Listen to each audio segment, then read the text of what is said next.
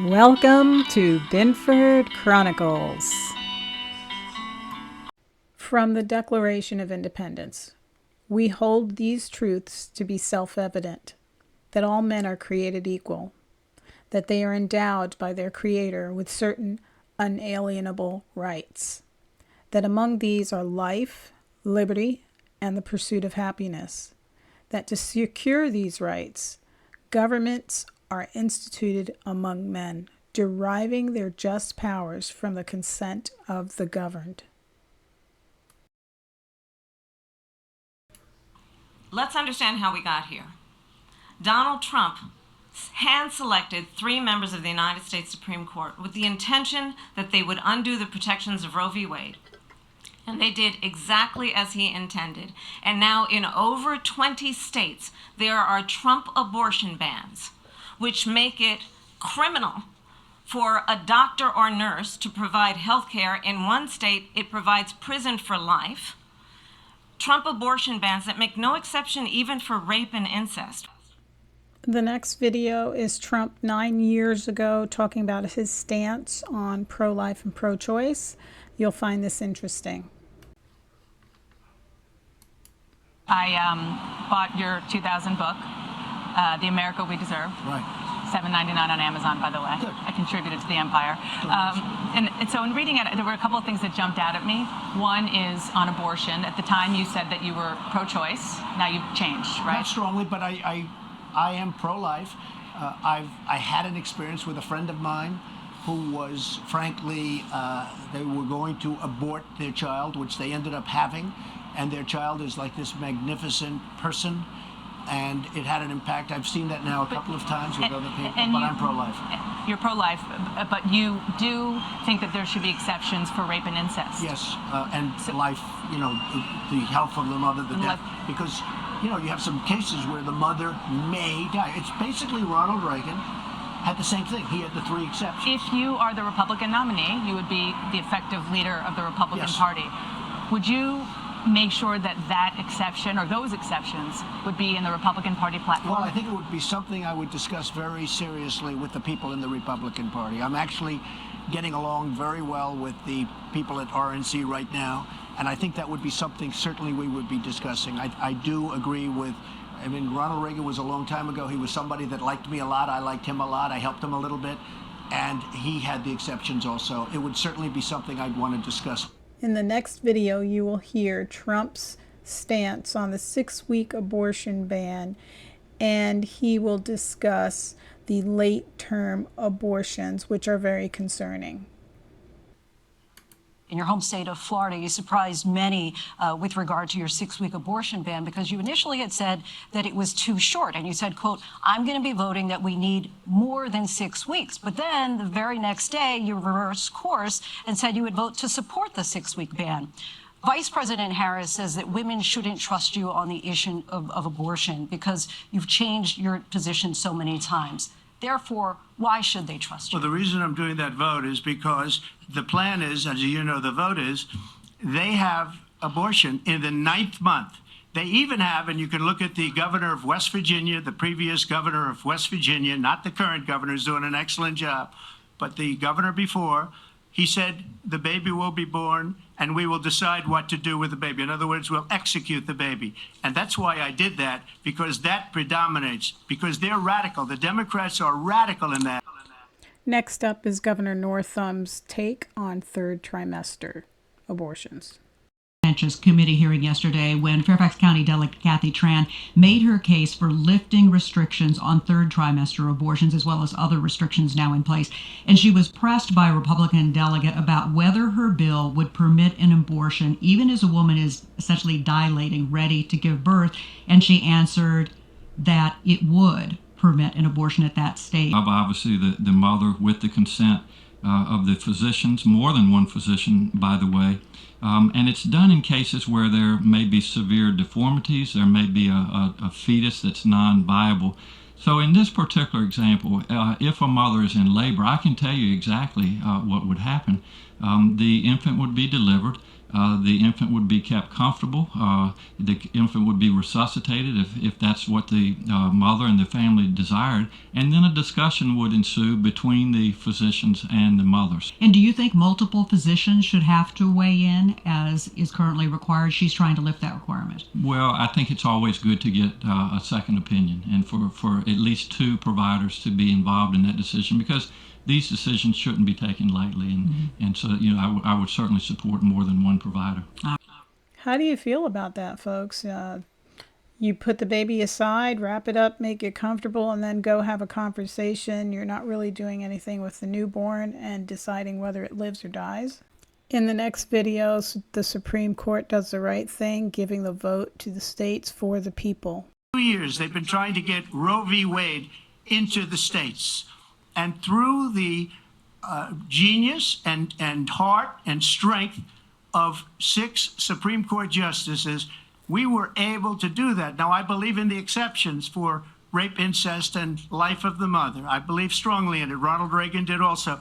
85% of Republicans do. Exceptions. Very important. But we were able to get it, and now states are voting on it. And for the first time, you're going to see, look, this is an issue that's torn our country apart for 52 years.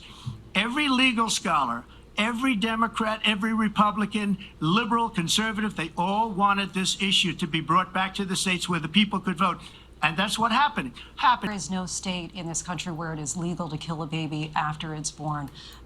We've gotten this far. Where do you draw the line? Let's listen to this next segment. Delegate Tran. Yes, sir. How late in a pregnancy would your bill apply if a physician was simply willing to certify that the continuation of the pregnancy would impair the mental health of the woman? How late are we talking about? To say it's in the 3rd trimester and at the with the certification of the physician. So how late in the 3rd trimester could a physician perform an abortion if he indicated it would impair the mental health of the woman? Or physical health. Okay. Okay. I'm talking about the mental health. So, through the 3rd trimester. The 3rd trimester goes all the way up to 40 weeks. So does this mean that a perfectly healthy baby would be aborted because somebody certified somebody mentally ill? So a perfectly healthy human baby that could live a normal life would be denied life. Okay, all right.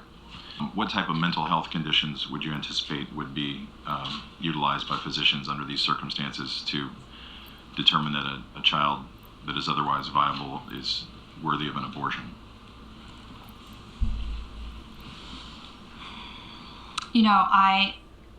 Again, I'm not a physician, so I can't make those calls as to when a physician would determine that a woman's mental health where they would be able to certify an abortion at that point. But the physician wouldn't have to have any specialized training in mental health to make that determination under your bill, right? Under this bill, no. Okay. All right, thank you. So this physician does not have to have any special certification, credentials, licensing to make a diagnosis of mental illness to the point where he's actually determining whether to save this baby's life or deny this baby life, because the parent who's mentally ill is going to make that decision. They're going to lay it on the table and talk about it.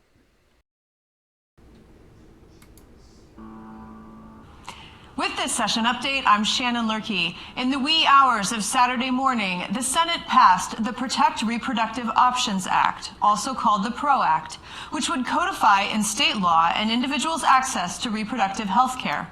Here are some highlights.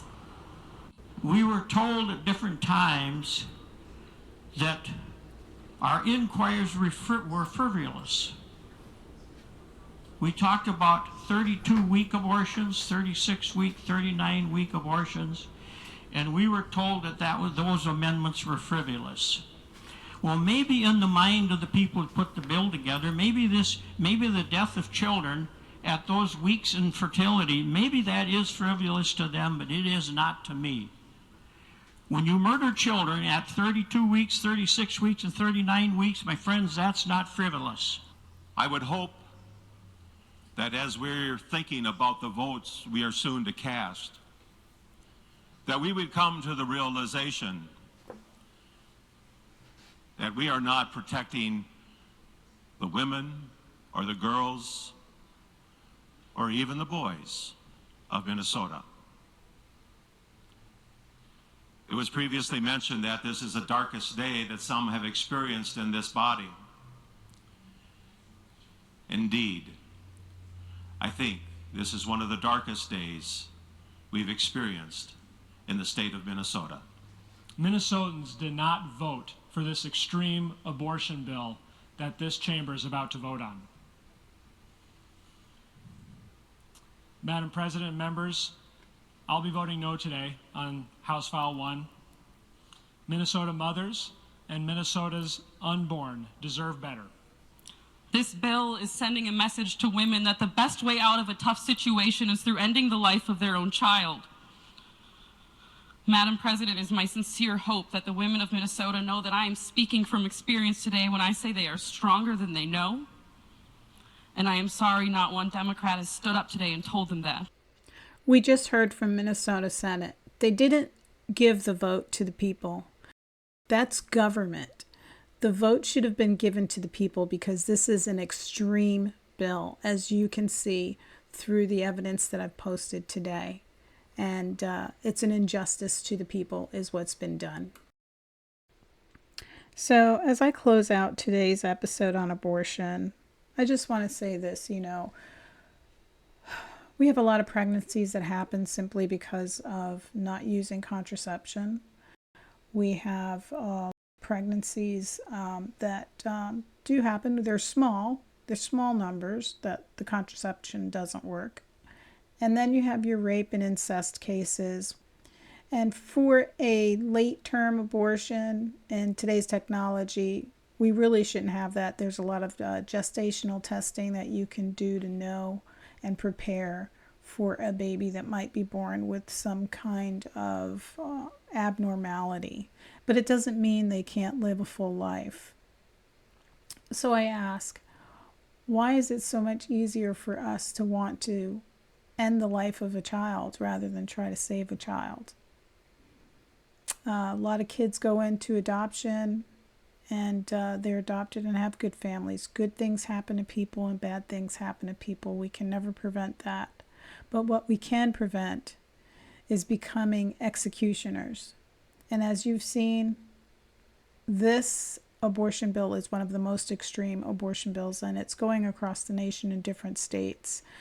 They might have different names, but it's under the same premises where it's open-ended. You don't have to have a licensed mental health doctor to evaluate and certify that somebody's mentally ill to the point where they need to have an abortion. I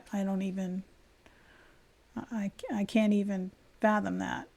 But I'm not a medical doctor, right? So I hope that this helped you, because what my mission is to get this critical thinking information out to people so they can see through the lies and propaganda, so they can get the facts and make an informed decision. I really hope to encourage people to do research and show some objective truth. What do you think about this segment? Leave comments below. And thank you again for joining Binford Chronicles.